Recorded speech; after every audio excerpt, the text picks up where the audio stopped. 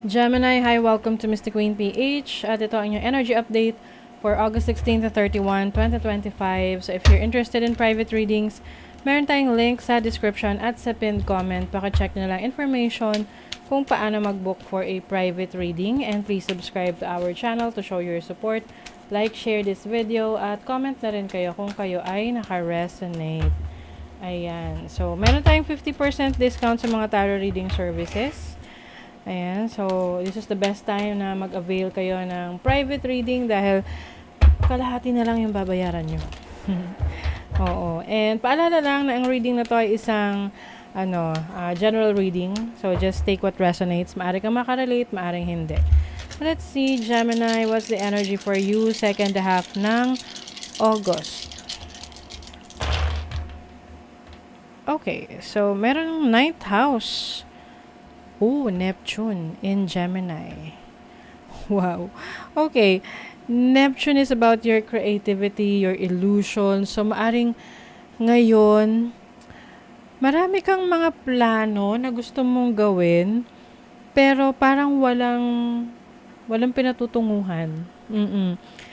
Kaya mas maganda na maging sigurado ka sa gusto mo para matuloy yung mga plano mo. Oo, minsan kasi parang, gusto ko tong gawin, gusto ko tong pag-aralan, gusto ko tong puntahan, gusto ko tong alamin. Pero, hindi mo naman pala talaga gusto. Pwedeng ikaw ay na-impluwensyahan lang ng iba. Oo, so maaaring magkaroon ng confusion sa totoong gusto mong gawin sa buhay mo. So, itong Ansus is about your wisdom, your insights. Maaring maraming mga influence sa paligid mo. Influence sa mga taong fina-follow mo, mga taong nagbibigay ng advice sa'yo, mga taong mentors mo, teachers mo, coach mo. So, itong mga nalalaman mo, na tutuklasan mo, na pag-aaralan mo, ay ikaw rin yung magdi-discern kung alin dyan yung mas nag-a-align sa core mo, 'di ba?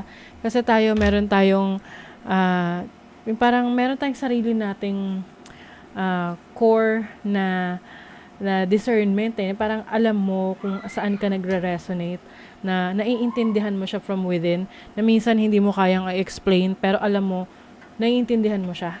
You get my point?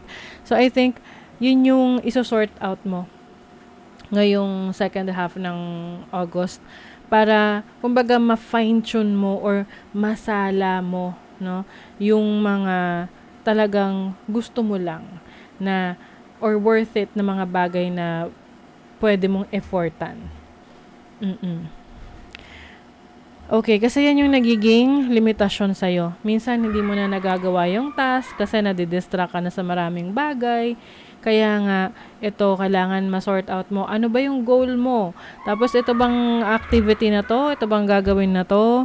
Ito bang ginagawa mo ba na to? Ito ba ay in alignment or makakatulong para ma-achieve mo yung goal? Kasi kung hindi, X. Tanggalin mo yon para mas magkaroon ka ng focus doon sa gusto mong ma-achieve. And then, doon ka makakakuha ng direction, no? With Tiwas. Tiwas is about leadership, victory, and courage. So, kung meron kang mga tao na ginagawa mong mentor or someone that is parang ginagawa mong coach, nag-guide sa'yo, pumili ka ng mga taong nakaka-resonate ka talaga. Okay? And also, kung may naririnig kayong maingay sa background, yan yung aking bunso kasi hindi talaga namin mapipigilan siya kung gusto niyang sumigaw, tumawa habang nanonood siya ng TV kasi meron siyang autism. Okay? So, yung iba dyan, nagko-comment na meron daw kaming aso. Wala po kaming aso. Anak ko yan na maingay. Oo. So, let's continue. Ayun nga, kailangan din na you know what you really want. Hindi yung parang nakikisabay ka lang sa trend. Kasi, syempre, yung mga trends na yan, nagbabago yan over time. 'Di ba? Kumbaga, look within yourself. yung authentic self mo, what you really want. Kasi yun yung magiging guide mo para ma-achieve mo yung mga plano mo, yung mga gusto mo sa buhay, yung mga goals mo. Okay, so let's see what else, Gemini, yung iyong overall energy. Seven of Pentacles. Yung iba sa inyo, impatient. Yung tipong gusto nyo agad makita yung resulta ng trinabaho nyo, pinaghirapan nyo. So, kaya nga kailangan din na you know what to do or when to wait, 'di ba?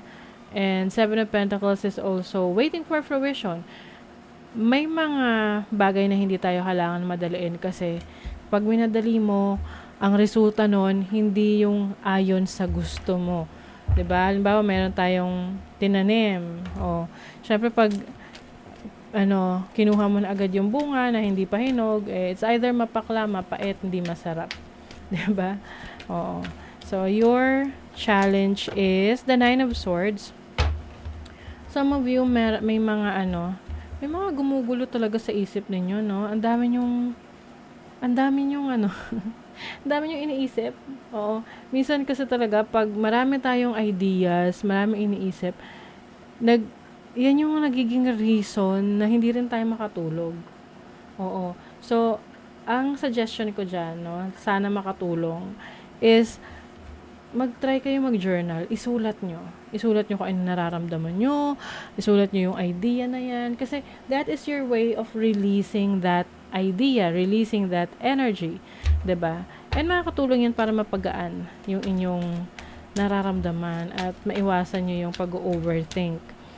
Your opportunity is the Queen of Swords. So, ito yung pagiging wais sa iyong mga desisyon. May kikilatisin mo muna yung mga bagay-bagay sa paligid mo bago mo gawin or bago mo piliin.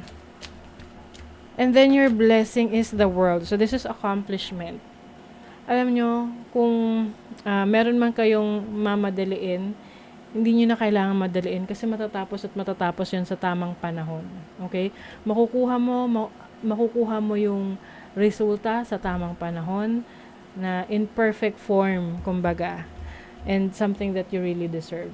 Some of you, ang blessing ninyo ay recognition sa mga efforts ninyo, trabaho ninyo.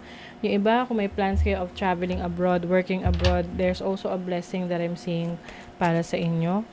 May sense of accomplishment dito sa mga goals ninyo. Sa money, career, finances, you have the Six of Pentacles. This is balance in your finances. Kung ano yung needs mo, ano yung mga pangangailangan mo, matutugunan yun. No? Kumbaga, may kailangan kang pera, kailangan mo bayaran, o mababayaran mo yun. And there is also someone na willing to help you or share yung kanilang resources sa'yo. So, don't worry.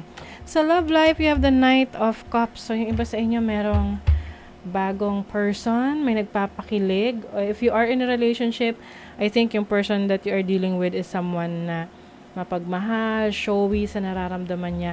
If you are single, there is someone na merong romantic interest sa inyo. Pwede itong maging seryosong connection for you.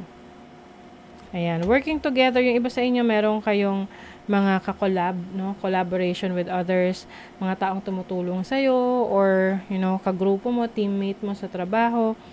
Yes. You are learning. Meron kang mga information, nire-research. Ito yung pastime mo, yung iba sa inyo, mahilig kayo magbasa ng libro. And also, mas magpapalawak ka rin ng network. Yung iba sa inyo, ang inyong career or ang inyong focus ngayon related sa social media,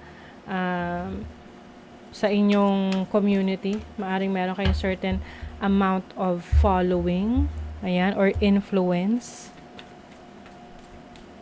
What else? Dignified strength. This is comfort, no? Mas magiging komportable ka sa ginagawa mo ngayon, lalo na't alam mo kung ano yung gusto mo. Aquarius is collaboration, yes. And invitation. So, some of you, meron talagang relationship or romantic connection na namumuo. Oo, maaring merong mag-o-offer sa'yo ng ng date or gusto niya lumabas. This person wants to get to know you. Eh kung ready ka na for a relationship, why not? Ayan, beauty. Today, you are a curator of beauty. You are blessed with moments that let you know beyond a shadow of a doubt that all is well in the world. So, you are appreciating beauty, yung mga bagay na magaganda sa buhay mo. And yan yung mag-uplift sa'yo ng energy mo, ng spirit mo. Okay? So, that is your reading, Gemini. Thank you so much. See you again.